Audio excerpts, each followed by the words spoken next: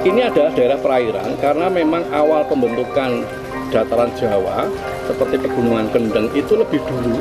Tinggian ini dengan tinggian ini itu terpisah. Nah, pisahan ini namanya Selat Muria.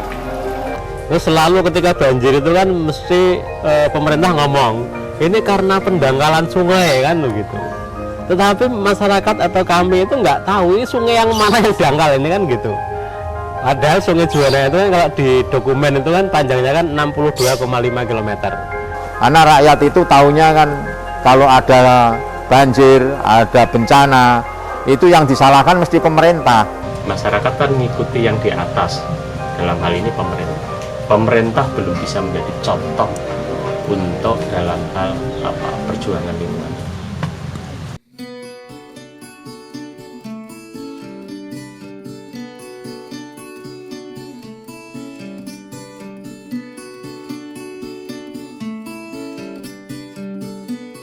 Bencana banjir yang sudah menjadi persoalan rutin di sekitar kawasan Pegunungan Kendeng dan Muria hingga saat ini belum juga teratasi.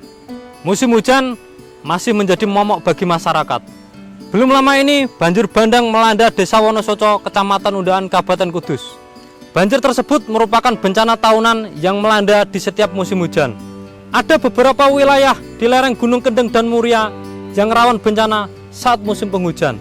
Kami akan menelusuri penyebab dan upaya dalam mencegah terjadinya bencana. Selamat datang di liputan khusus Beta News.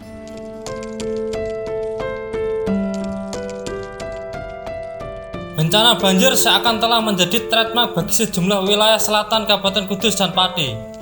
Setiap tahun, hampir bisa dipastikan dua kabupaten di lereng Muria dan Pegunungan Kendeng tersebut selalu terendam. Banjir yang dulu disebabkan meluapnya debit air Sungai Juwana kini diperparah dengan terjadinya banjir bandang yang datang dari atas Pegunungan Kendeng. Beberapa tahun terakhir ini, masyarakat di sejumlah desa di Pati dan Kudus yang tinggal di lereng Pegunungan Kendeng selalu was-was saat musim hujan mulai datang, termasuk masyarakat di Desa Wonosoco, Kecamatan Undaan, Kabupaten Kudus yang kini selalu dihantui banjir bandang. Masyarakat di ujung selatan Kabupaten Kudus tersebut selalu khawatir karena banjir bandang datang tiba-tiba dari atas gunung dengan membawa material lumpur dan bebatuan. Bahkan mereka harus tetap terjaga di malam hari saat hujan mengguyur desa mereka. Tak hanya menyebabkan kerusakan rumah-rumah warga dan infrastruktur jalan, banjir bandang bahkan pernah menelan korban jiwa. Selamat siang Pak Inggi. Ya, siang Pak. Pak, ini kan sudah masuki musim hujan ya Pak, dan kemarin ini di desa ini terjadi bencana banjir bandang ya Pak. Iya. Ini memang sudah sering dan sejak kapan sih Pak? Nah, kalau banjir bandang di Wonosoco itu ya tidak hanya sering, bahkan itu sudah menjadi menurut kami rutinan tiap tahun terjadi banjir bandang seperti ini. Tapi ada kapasitas beda atau intensitas beda yang mungkin tidak separah yang tahun ini. Karena tahun ini mohon maaf itu intensitasnya terlalu tinggi, sekitar durasi hujannya kalau lebih dari 1 jam ya seperti ini, mengakibatkan banjir bandang dan luapan sungai itu tidak bisa nampung, akhirnya menerjang ke permukiman warga, seperti itu. Sejak kapan Pak ada banjir bandang di Desa Wonosoco ini Pak? Nah, kalau menurut yang kita data itu di desa itu 2010 itu yang termasuk kategori banjir bandang karena air itu sudah masuk ke rumah-rumah seperti itu. Kalau sebelumnya enggak ada ya? Enggak. Kanggun, berpun kabar Kang. Seger warasan kabeh ya sak balike. Kang, ini kan udah masuk ke musim hujan. Biasanya tuh wilayah-wilayah di lereng Gunung Kendeng termasuk yang di Kudus juga banyak yang kebanjiran. Itu mana aja Kang? Terkait mendekati musim hujan sih hampir kejadian itu kan setiap tahun. Jadi mulai naik wilayah kecamatan dari Undaan terus ke arah sampai Jekulo sepanjang saluran Juwana 1, terus ditambah kalau wilayah Pati itu dari kecamatan Sukolilo, Kayen sampai Gabus, terus mengetan neh di JU1 itu di wilayah kali Cilugowo itu kan pertemuan JU2 ke JU1 hampir setiap musim hujan pertama itu kan memang jadi sasaran curah hujan yang mungkin tidak dianggap gede, sehingga akhirnya bersatu di JU1 dan akhirnya meluap sehingga jadi sasaran ya lahan pertanian di pinggir Juwana 1, Juwana 2 itu. Pak, lah yang paling besar terjadi banjir bandang di Desa Wonosoco ini tahun berapa ya Pak? Kalau menurut data di desa itu ada mungkin 3 kali ya. Yang 2010 itu pada waktu ada pembangunan di lokasi wisata ini. Yang kedua ada lagi itu menyebabkan rumah roboh itu di tahun 2017 kalau tidak salah, 2017. Terus ada lagi di tahun 2018 itu ada itu anak yang kena arus, korban jiwa ya, korban jiwa. Bisa dikatakan kalau ada curah hujan tinggi, warga Wonosoco cukup was-was juga Pak, dengan was-was dengan datangnya itu ya Pak ya? Ya, cuma was-was tapi sudah terbiasa. Terbiasa Ya, sudah terbiasa. Kita sudah sudah terbiasa itu tadi. Tidak membikinkan terlalu cemas, enggak. Tapi yang namanya bencana itu kan tidak bisa kita prediksi. Kalau memang kapasitas sungai tidak mampu dan mengakibatkan fisik bangunan rusak atau jebolnya tanggul dan sebagainya, juga kita kan pikiran juga karena berkaitan dengan nyawa. Dan itu yang paling kita khawatirkan, datangnya kalau tengah malam seperti apa, seperti itu yang gitu. Ya yang kita bayangkan seperti itu. Pas malam gitu orang sini tidurnya tidak nyenyak dong Pak kalau ada hujan deras. Betul gitu. Ya, mungkin tidak tidur. Malah nggak tidur. Nggak tidur. Kalau hujan ya mungkin nunggu reda hujan baru tidur, mungkin seperti itu. Sejak tahun kapan nih Kang? Atau karena apa gitu? Setauku sih jelas ya, bisa dilihat bareng. Jadi kegundulan wilayah Pegunungan Kendeng, jadi JU saluran pembuang itu kan memang dari lereng Kendeng dan lereng Moria. Ketika gunungnya wis gundul, ditambah kalau di Kendeng itu kan Kapur ini kan punya resapan air yang dhuwur, tapi ketika gundul dan ditambangi ini akan memperparah banjir. Bahkan banjir sekarang mulai maju. Hujan pertama Desember itu langsung kabeh kebanjiran. Sekarang wis iki November iki mulai wis ana tempat-tempat lahan yang memang agak cekung, wis mulai ada luapan banjir. Bencana datang selalu membawa kerugian bagi terdampak. Kerugian akibat banjir yang selalu melanda wilayah di Kudus dan Pati setiap tahun tak terhitung lagi besarnya. Banjir tidak hanya menyebabkan ratusan ribu hektar lahan pertanian di 2 kabupaten rusak dan gagal panen. Banjir juga menyebabkan kerusakan tempat tinggal warga, kerusakan infrastruktur, dan terputusnya sarana transportasi. Banyak desa di wilayah Kudus dan Pati tercatat berpotensi terkena banjir tahunan. Genangan banjir yang tidak hanya mengancam masyarakat di wilayah perkotaan akibat buruknya drainase, masyarakat yang tinggal di sekitar Sungai Glis, Sungai Wulan, Sungai Piji, Sungai Juwana, Sungai Silugonggo juga selalu menyimpan kekhawatiran debit air sungai meluap. Kini wilayah yang berpotensi terdampak banjir semakin meluas. Masyarakat di lereng Pegunungan Kendeng di 2 kabupaten tersebut yang sebelumnya tak membayangkan terkena banjir, beberapa tahun terakhir ini merasakan keganasan banjir bandang. Selamat sore Pak Budi. Selamat sore Mas. Pak, ini kan sudah musim hujan ya Pak? Sudah masuk musim hujan. Ini wilayah mana aja Pak yang biasanya terkena banjir? Untuk wilayah yang terkena banjir untuk Kudus itu ada di wilayah yang bawah rendah, tepatnya ada di Kaliwungu, Kecamatan Kaliwungu, Kecamatan Undaan, Jati, Mejobo, Jukulo. Ada 5 kecamatan? Iya, ada 5 kecamatan. Hampir menyeluruh berarti Pak? Hampir menyeluruh dari 9 kecamatan. Dari 9 kecamatan ya? Iya. Untuk yang wilayah sebagian Mejobo, Undaan, Jati itu memang kondisi cekungan dan alirannya itu ke arah Kali Juwana, Jeratun.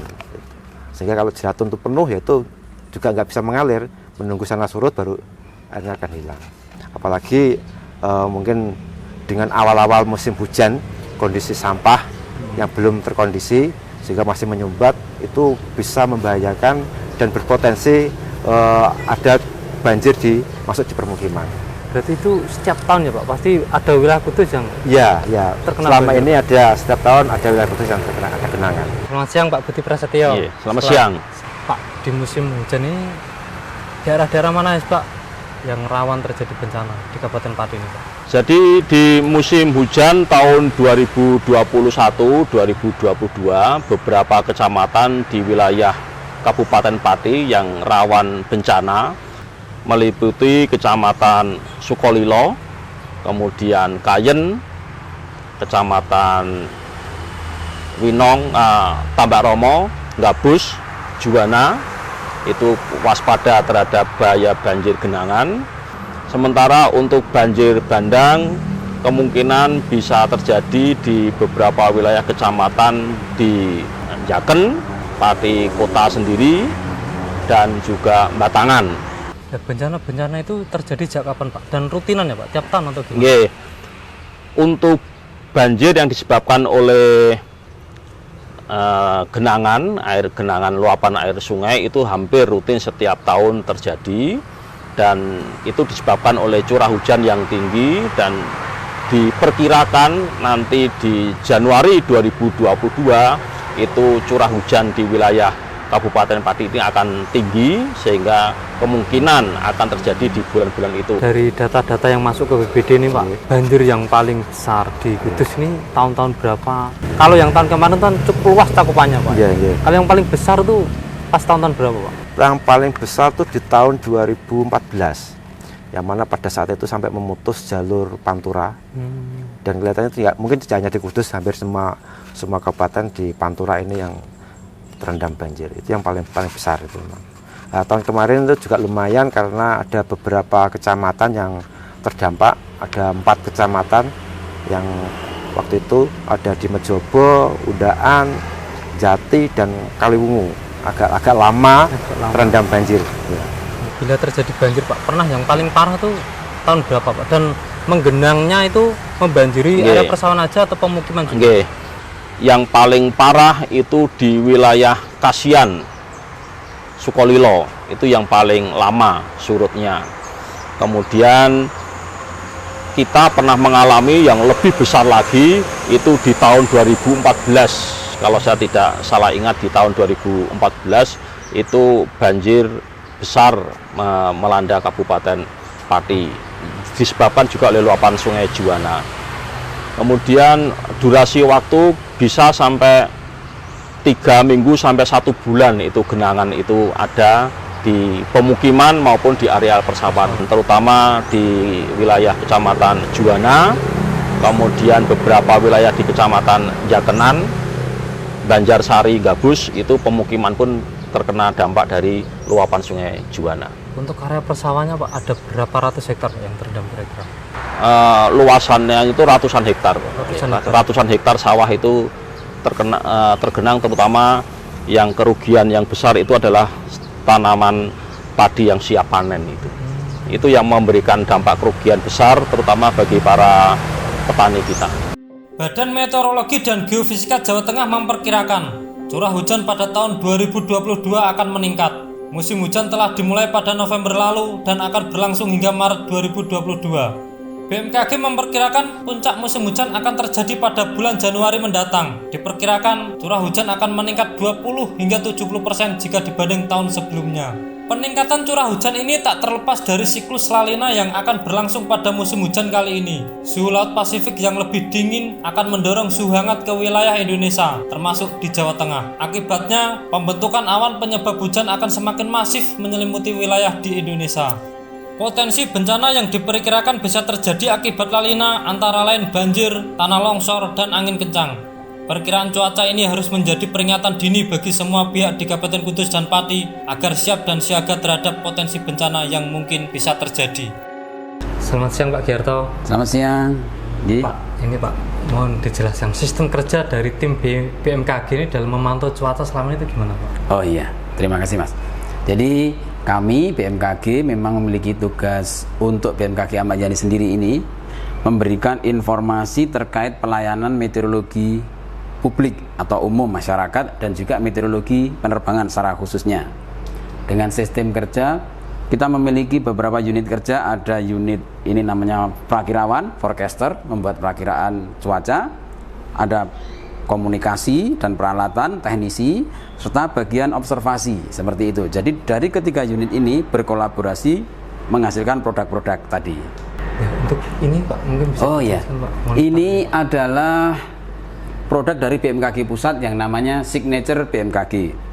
Produk ini terkait menjelaskan daripada pergerakan angin di wilayah Indonesia secara umum dan juga Jawa Tengah secara khusus, serta ini warna-warna, gradasi warna ini ada menjelaskan potensi terjadinya hujan di wilayah Jawa Tengah dengan skala seperti ini.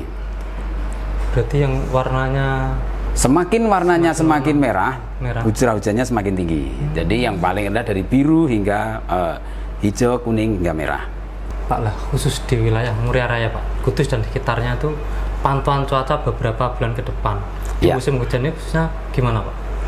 Secara umum untuk wilayah Jawa Tengah sendiri bulan November ini sebagian besar wilayah Jawa Tengah pada saat ini kan kita tahu bahwa di wilayah Indonesia itu terpengaruh dengan fenomena global yaitu La Nina dengan klasifikasi lemah hingga sedang, dan itu berlangsung hingga bulan April nanti.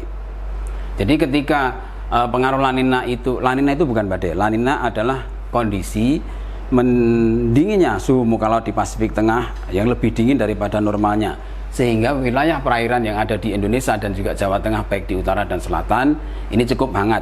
Potensi pertumbuhan awan cukup tinggi menyebabkan penambahan curah hujan pada saat musim hujan di wilayah Jawa Tengah.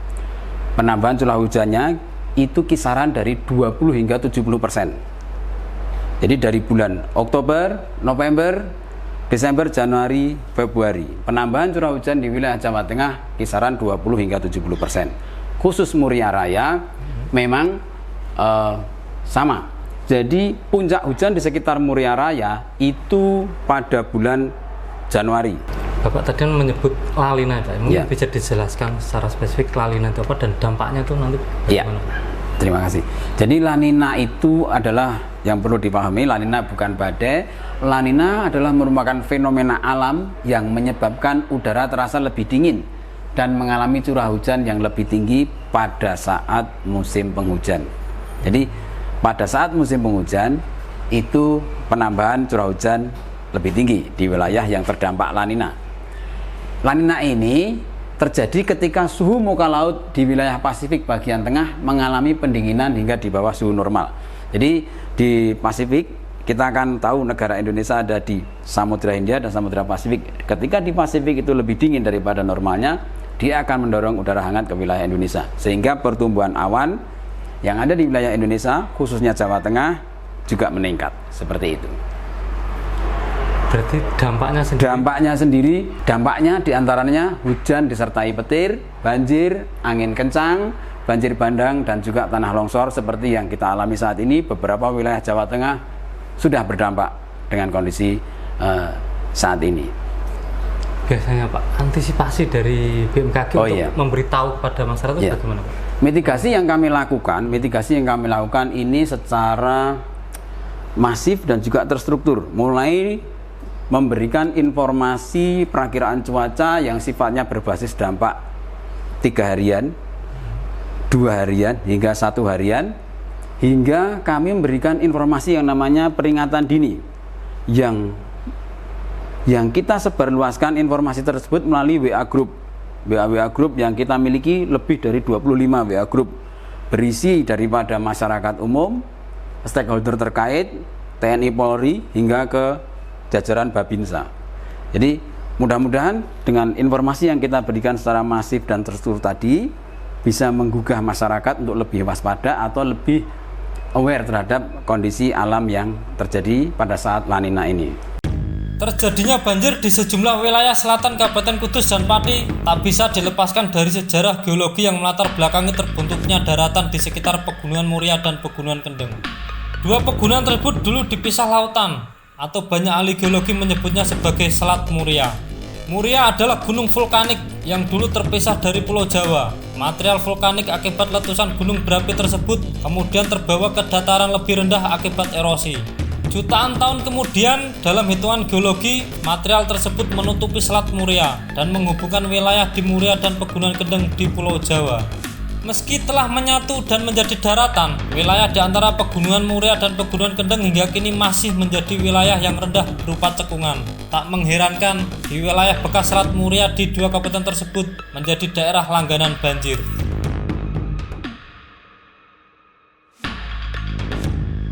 Selamat siang Pak Gus. Siang Mas. Di wilayah Kabupaten Kudus dan Pati yang sering terjadi banjir itu dari sudut pandang geologi itu gimana Pak? Kok wilayah dua kabupaten itu sering terjadi banjir Pak?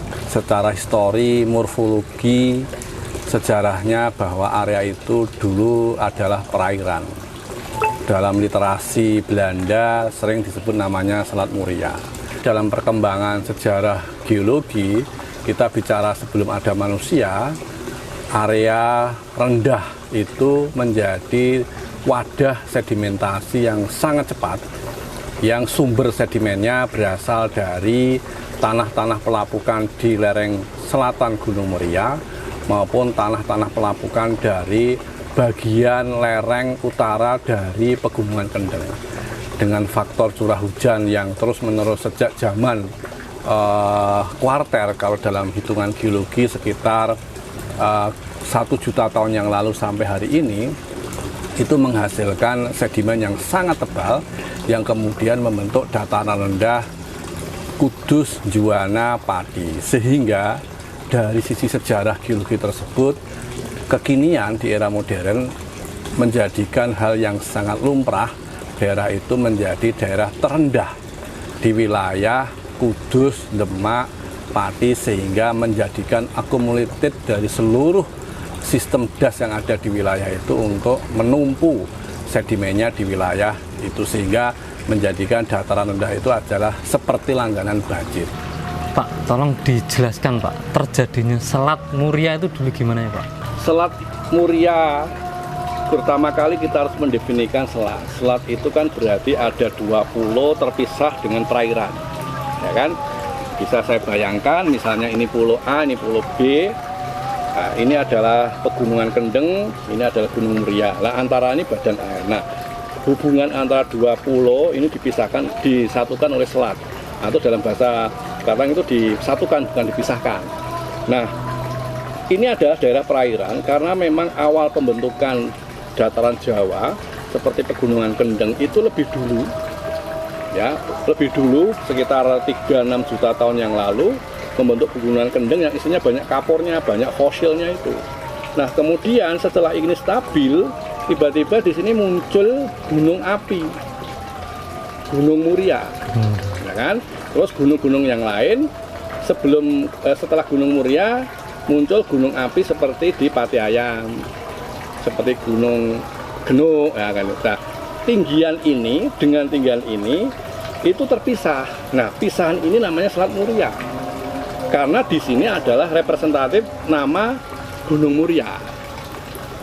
Jadi tinggian yang menjadikan Gunung Muria, Pati Ayam, Gunung Genuk di satu sisi dan Pegunungan Kendeng di sisi selatan, ini ada daerah rendah yang dulunya pernah berair, ya, karena proses sedimentasi dalam waktu umur geologi selama 1 juta tahun yang lalu dia mengendap menjadi sedimen. Nah, Muria ini sendiri adalah gunung vulkanik, lebih muda daripada Pegunungan Kendeng yang dulunya adalah pernah di laut, kemudian naik menjadi elemen perbukitan kapur, ya, kemudian vulkanik ini muncul dari bawah sebagai gunung api purba yang kemudian meletus menghasilkan macam-macam.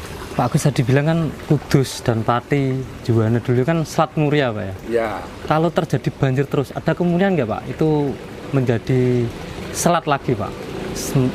Kita ketahui sendiri di wilayah Demak kan sudah ada yang tenggelam desa ya. Ada kemungkinan itu nggak Pak? Ya, kalau hari ini memang ada tipikal banjir yang sering kita sebut namanya ROB ya. Jadi genangan air tidak musim hujan, tidak musim kemarau, dikarenakan memang muka air pantainya sudah melebihi dari muka daratan hari ini. Nah, pertanyaan itu menarik, apakah ini akan merembet ke wilayah yang hari ini belum dikatakan plot? Sehingga apa yang dulu oleh arah ahli Belanda dikatakan Selat Muria itu apakah akan tenggelam lagi menjadi selat lagi, akan sulit kita memahami secara ilmiah jika itu misalnya wilayah seperti Mejobo, Jati gitu kan, apakah akan tenggelam? Kita harus melihat bahwa akan jumlah air yang besar itu harus terhubung.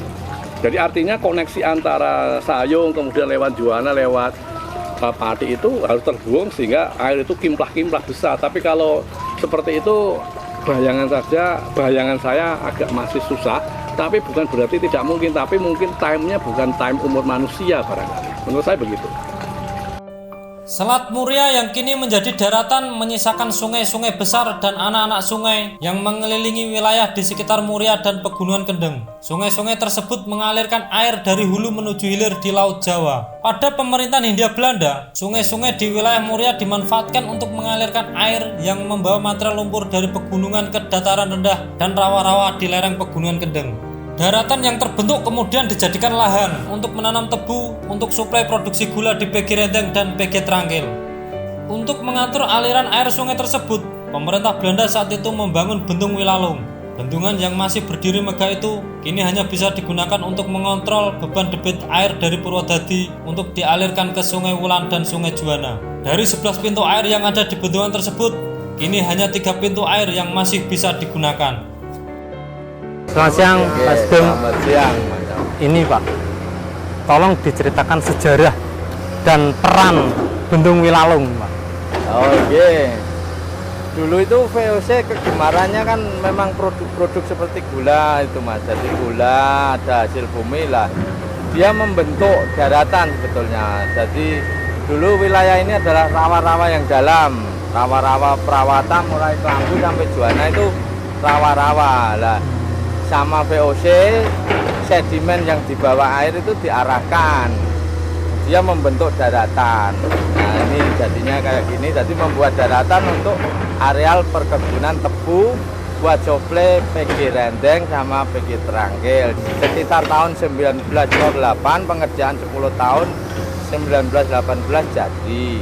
Setelah 100 tahun beroperasi, fungsi pembentukan daratan sekarang sudah terpenuhi.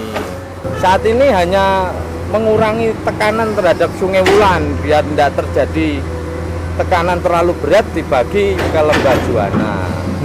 Hanya sekitar 50 meter kubik per detik.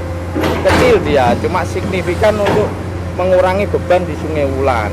Untuk air-airnya sendiri nih yang ke Bendung Wilalung dari mana aja Pak? Dari Kelambu. Dari Kelambu? Ya. Sungai apa itu Pak? Sungai Serang dan Lusi itu dia berkumpulnya bersatunya di titik Kelambu. Kelambu lepas masuk sini. Sini dibagi biar tidak berat. Kalau masih ringan masuk Wulan semua, kalau berat dia masuk ke Lembah Juwana. Selamat siang Bu Dina. Ya siang. Ya Bu, gimana mohon dijelaskan ini Bu. Air dari pegunungan Muria dan Pegunungan Kendeng itu mengalir ke sungai mana aja Bu di wilayah Kudus dan Oke, baik. Kalau Pegunungan Muria itu kan mengalir ke tiga kabupaten, yaitu Kudus, Jepara, dan Pati. Kalau di Kabupaten Kudus itu merupakan sisi selatannya dari Gunung Muria, itu mengalirnya sebagian besar masuk ke Sungai Juwana. Sungai Juwana, tapi ada juga yang ke Sungai Gelis dan terakhir bermuara di Sungai Wulan. Nah, kemudian untuk Kabupaten Pati, di mana merupakan sisi timur dari Gunung Muria, air yang berasal dari Gunung Muria ini masuk ke Sungai Juwana juga. Jadi Sungai Juwana ini masuk dari Pegunungan Muria masuk ke Juwana itu ada di Kabupaten Kudus dan Pati. Kemudian kalau air dari Pegunungan Kendeng itu juga mengalir di 3 kabupaten, yaitu Grobogan, Pati, dan Blora.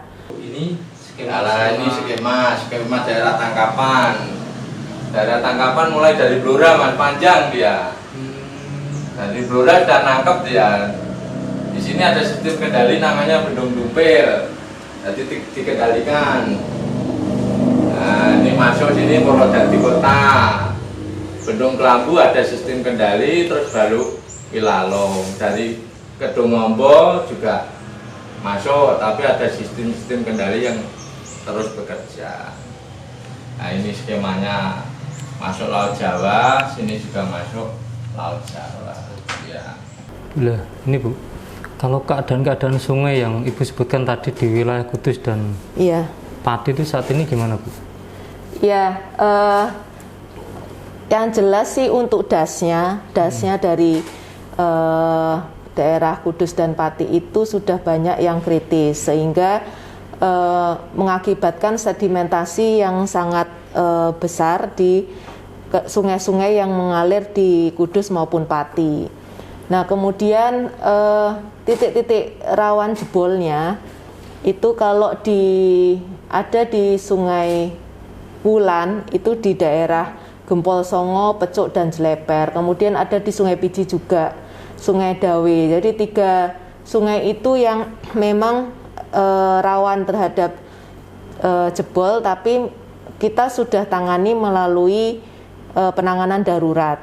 Bu, tahun ini kayaknya di wilayah Sungai Juwana kan ada normalisasi ya Bu ya? Iya, ada. Sudah berapa panjangnya itu sungai-sungai mana aja dan panjangnya berapa? Yang dinormalisasi, mungkin. Oke, baik. Untuk wilayah Pati dan Kudus dalam 2 tahun terakhir ini kita melakukan pengendalian banjir berupa galian alur dan tanggul di 7 sungai. 7 sungai itu adalah Sungai Juwana, kita melakukan sepanjang 10 kilo, kemudian SWD 1 itu kita melakukan kurang lebih 10 kilo, SWD 2 7 kilo yang kita tangani, kemudian Sungai Gelis 4,5 km, Sungai Jajar kurang lebih 29 kilo dan Blorong 2,25 kilo. Selama ini kan penanganan banjir selalu dikaitkan dengan normalisasi sungai ya Bu ya? Iya. Kenapa tidak langsung dinormalisasi aja semua? Itu kendalanya apa Ibu? Kalau yang 7 sungai yang tadi kita sebutkan tadi, itu kita sudah lakukan normalisasi dan juga perbaikan tanggul-tanggul. Nah, yang seperti saya sampaikan tadi, ada sungai-sungai yang memang belum ada desainnya, Mas. Karena kan untuk menangani satu sungai terkait dengan penanganan banjir atau pengendalian banjir kan harus satu sistem, mulai dari hulu ke hilir. Nah, kita harus punya desain yang betul terkait debitnya berapa, kemudian kapasitasnya yang harus kita kembalikan berapa. Fungsi dari normalisasi kan adalah mengembalikan kapasitas sungai, Mas. Anggaran pun sekarang perlu prioritas, Mas. Makanya yang tadi saya sampaikan, prioritas saat ini mengatasi sungai-sungai yang menimbulkan banjir yang berdampak pada jalan nasional. Pendangkalan yang terjadi di sungai-sungai besar dan anak-anak sungai di wilayah Muria serta curah hujan tinggi selama ini dituding sebagai penyebab terjadinya banjir di sejumlah wilayah Kabupaten Kudus dan Pati. Namun, sejumlah aktivis lingkungan menilai alam tidak pernah bisa disalahkan. Mereka menilai banjir setiap tahun terjadi akibat rusaknya lingkungan di wilayah Muria dan Kendeng. Kini, kerusakan lingkungan di Pegunungan Muria dinilai semakin parah. Hutan berupa tanaman tegak sebagai penyerap air semakin menipis. Akibatnya, air hujan yang turun tidak tersimpan di tanah dan langsung mengalir ke bawah melalui sungai-sungai. Terlebih di Pegunungan Kendeng, Pegunungan Kapur itu kini hanya memiliki sedikit tanaman tegak. Alih fungsi lahan hutan menjadi lahan pertanian musiman dinilai menjadi faktor terjadinya banjir bandang di sejumlah wilayah di lereng pegunungan tersebut. Apalagi hal itu diperparah dengan eksploitasi material kapur melalui pertambangan yang masif, baik secara tradisional maupun penggunaan alat-alat berat. Selamat siang Mas Husen. Siang Mas. Gimana kabarnya Mas? Alhamdulillah baik. Sejak kapan Mas aktif di ini? Saya itu masuk di Kendeng itu sejak tahun 2006. Tapi waktu itu isunya belum isu soal lingkungan yang besar ya, tapi lebih soal banjir. Karena waktu itu sudah terjadi banjir, tapi biasanya karena pintu bendung Wilalong dibuka. Dan Mas, ini kalau keadaan Gunung Kendeng sekarang gimana Mas? Nah ini, jadi dari sisi situasi ya, mungkin memang alih fungsinya masif. Saya melihatnya ada dua. Yang pertama itu alih fungsi dari hutan menjadi lahan pertanian semusim. Yang kedua itu dari hutan menjadi tambang kayak gitu. Dulu itu waktu sekitar tahun 2010 itu orang menambang masih manual. Tapi kalau sekarang itu kan setiap tambang kan minimal sudah punya 2 ekskavator. Kemudian truknya juga sudah ratusan kalau kayak gitu misalkan. Perubahan terkait dengan alih fungsi dari hutan menjadi tanaman semusim itu juga luar biasa sekarang. Sehingga kemudian dampaknya adalah kemampuan Gunung Kendeng untuk menyimpan air itu juga semakin menurun kan begitu. Jadi dampaknya ya kalau misalkan diurut-urut lagi kemudian ya banjir.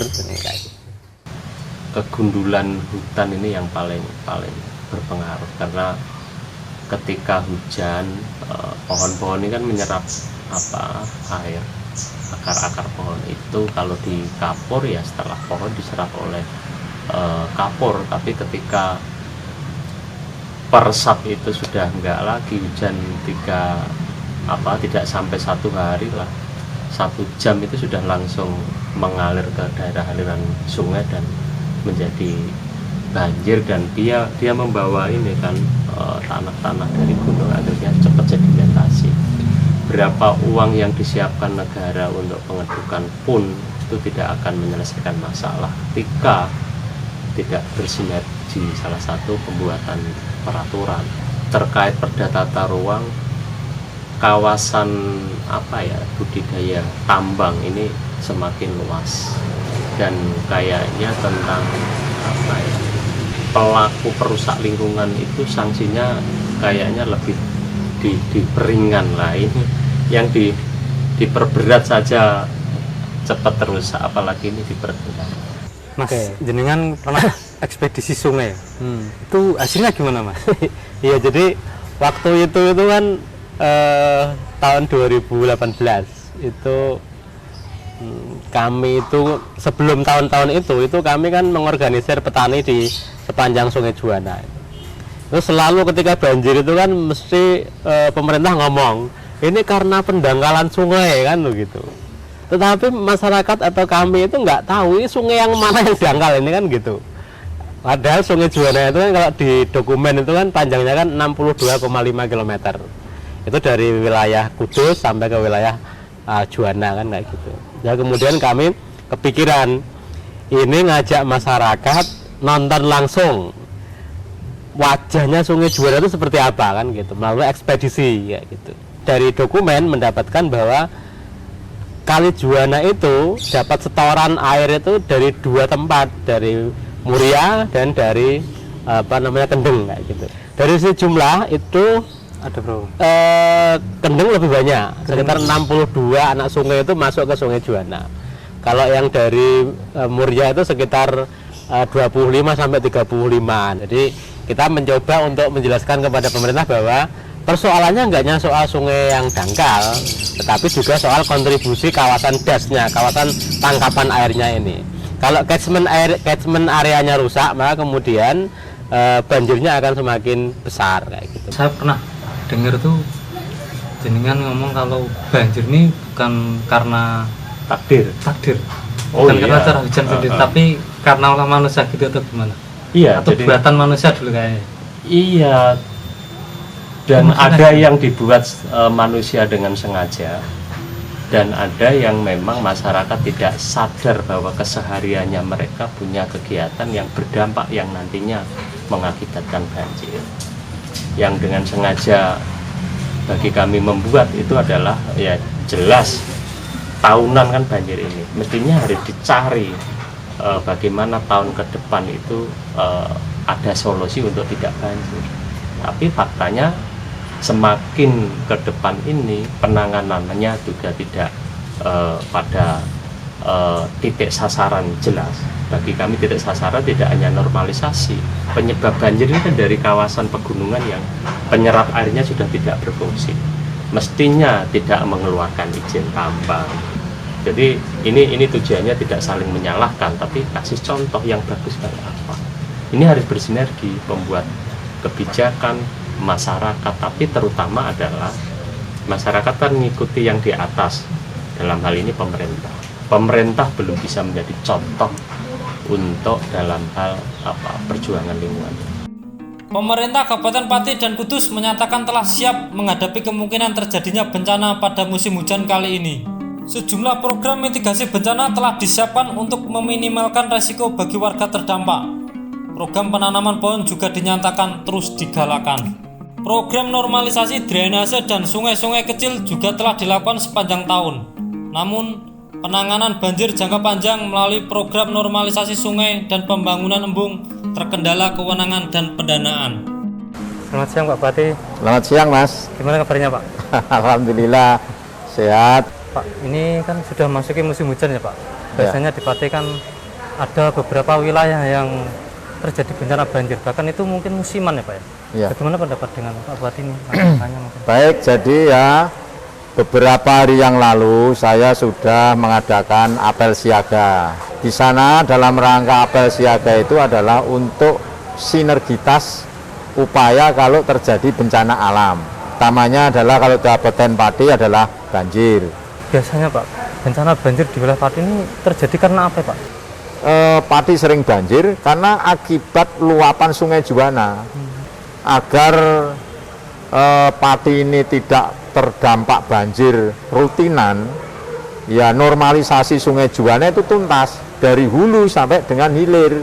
Jadi selama ini belum tuntas ya Pak untuk normalisasi itu? Normalisasi Sungai Juwana tidak tuntas karena kita hanya sepotong-sepotong. Kalau tahun ini dapat 100 miliar ya dilaksanakan oleh Balai Besar, itu tidak akan menyelesaikan persoalan. Berbeda kalau itu tuntas. Kalau tuntas itu satu paket tuntas ya dalam kurun waktu mungkin 1 tahun 2 tahun tuntas, itu bisa terselesaikan. Selamat siang Pak Bupati. Selamat siang Mas. Gimana Pak kabarnya Pak? Alhamdulillah sehat yang penting sekarang dan disyukuri semua yang ada. Pak, ini kan di Kudus, ini kan sudah mulai masuk musim hujan ya Pak ya? Ya. Dan di Kudus biasanya ada bencana musiman, ya. Banjir, longsor dan sebagainya. Dapatnya dari Pak Bupati gimana Pak ini Pak? Ya, untuk mitigasi tentunya sudah kita lakukan. Apel kesiagaan di dalam penanganan bencana pun sudah kita lakukan. Jadi koordinasi semua elemen dari mulai pihak terkait juga masyarakat, stakeholder juga sampai ke bawah. Tentunya dalam hal ini untuk antisipasi banjir karena ini mengingat intensitas hujan yang sudah mulai tinggi, yang kita lakukan adalah bagaimana kita ada mitigasi terkait masalah kebencanaan. Karena di Kudus ini ada 2 bencana yang mesti rutin terjadi, yaitu banjir dan tanah longsor. Terkait masalah untuk pendangkalan memang sementara ini ada yang sudah dinormalisasi, ada yang belum. Maka dari itu kemarin banyak limpasan-limpasan yang ada di Kudus karena banyaknya pendangkalan. Untuk penyebabnya sendiri Pak, itu memang pure dari curah hujan yang tinggi atau apa biasanya Pak? Gini Mas, karena memang seringnya ada reboisasi di dalam penanaman hutan-hutan yang gundul di daerah Pati Ayam sana. Itu di sana banyak hutan gundul karena banyak penebangan liar di sana. Kita sendiri sering untuk menanamkan pohon di sana. Baik dari mulai Pak Kapolda, Pak Gubernur. Tapi kenyataannya di sana itu kita tanaman untuk pohon keras di sana. Tapi banyak ternyata selang belum ada 1 bulan sudah banyak yang dicabutin. Entah yang nyabutin di siapa. Makanya hal seperti ini harus memang setelah ditanam harus perlu dijaga. Saya setahun sudah 2 kali penanaman, belum setahun. Selama musim 2021 yang saya lakukan, saya hadir sendiri itu di Pegunungan Kendeng sudah 2 kali. Kemudian kemarin di wilayah hutan Muria juga saya juga hadir penanaman pohon. Kemudian kita gerakkan juga dari Karang Taruna itu juga penanaman pohon. Karena ini kita tidak bisa menyalahkan siapa-siapa karena apa? Kejadian tahun 98 pemotongan besar-besaran itu kita tidak bisa menyalahkan siapa-siapa. Yang jelas kita yang diberikan kewenangan, diberikan kekuasaan ini harus bisa menjaga lahan maupun lingkungan kita agar kita ini tidak terjadi banjir besar-besaran. Karena rakyat itu taunya kan kalau ada banjir, ada bencana, itu yang disalahkan mesti pemerintah. Dia tidak tersadarkan bahwa tindakan yang dilakukan itu juga tidak benar. Satu contoh, membuang sampah di sungai, membuang potongan bambu di sungai, membuang potongan pohon pisang di sungai. Itu sudah ada berapa ribu pohon Pak yang pernah ditanam di ini Pak? Nah, kalau jumlahnya itu cukup banyak ya ribuan lah, ratusan ribu. Ya, ratusan ribu. Cuman kita kan tidak mendeteksi berapakah yang hidup. Tapi saya yakin yang mati dengan yang hidup pasti banyak yang hidup. Pak, untuk ini kemarin kan kayaknya APBD kan 2022 sudah disahkan ya Pak ya.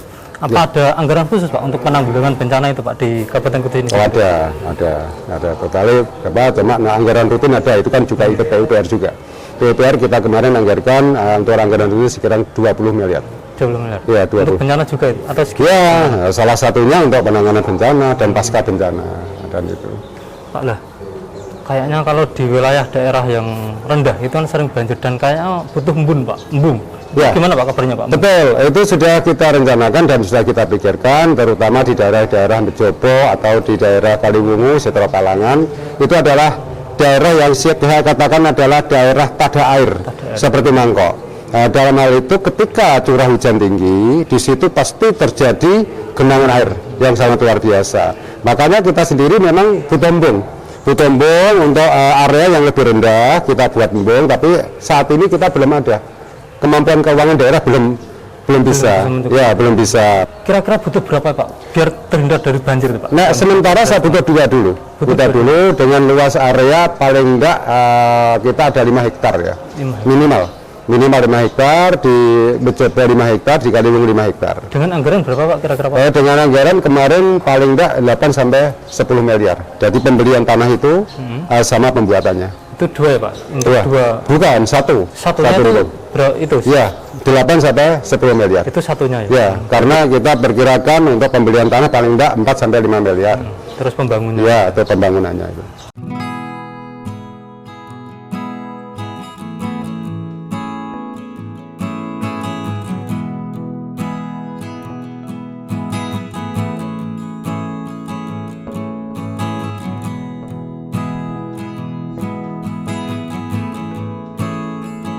Berbagai upaya telah dilakukan pemerintah untuk mencegah terjadinya bencana. Namun nyatanya saat musim penghujan, banjir masih saja terjadi di Kabupaten Kudus dan Pati. Wilayah dataran rendah memang perlu perhatian khusus saat musim penghujan. Tak hanya di wilayah hilir yang perlu penanganan, tapi pengembalian hulu sebagai area resapan juga perlu digalakan. Kita tidak bisa hanya bergantung pada upaya pemerintah, karena butuh kesadaran bersama untuk menjaga lingkungan ini. Sampai jumpa di liputan khusus Beta News selanjutnya.